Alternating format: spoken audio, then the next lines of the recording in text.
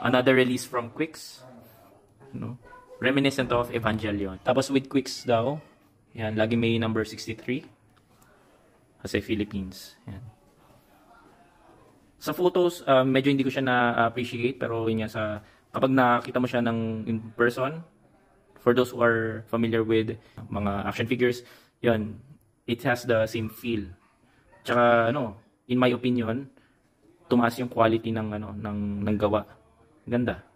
Pwede na siyang makipagsabayan dun sa actual mga action figure lines. Ganda, ang ganda ng So, ito daw sikat daw itong Bullet Punk. Saan ba tong kadalasan tong Bullet Punk na to? Sa anong Sa branding niya.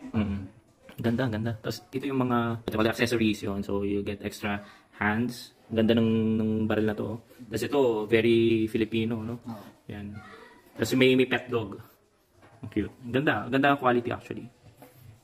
Nung unang sabi ko nga kay friend, yan, hindi ako sold dun sa mga lampas-lampas sa kulay nito. Pero dito, it's barely, kumbaga, wala akong mapansing issues So maganda, maganda. And very reminiscent of the Neon Genesis Evangelion. Yun, ganda, no? Yun din talaga. Colorway. At saka, nung una, akala ko maliit lang Kumbaga, I know it's big, but I didn't anticipate na ganito kalaki. So, yan, isang dangkal ko. So, more or less, 2 dangkal, isa't kalating dangkal. Ganda. Ganda. And the feel of the fabric, yung stitching, maganda din, no? Yan. So, sa Singapore mo din ito nakuha, no? Oh, dito na. Okay. So, tingnan natin yung likodan. Ano? So, Unit 01. So, Evangelion Unit 01 yung merong ganitong color, Tapos, this one is another collaboration.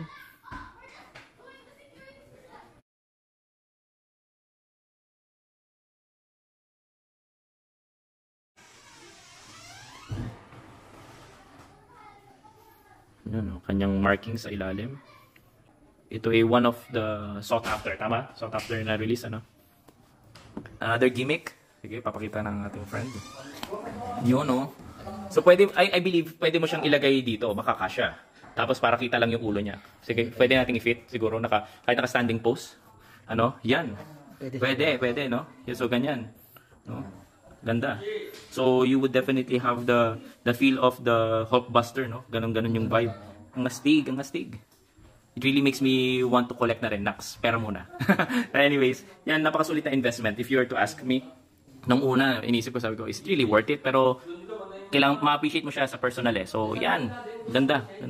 So, that's it for this Quicks review. Yan. So, yan, supportahan natin ang ating mga local designers and toy makers.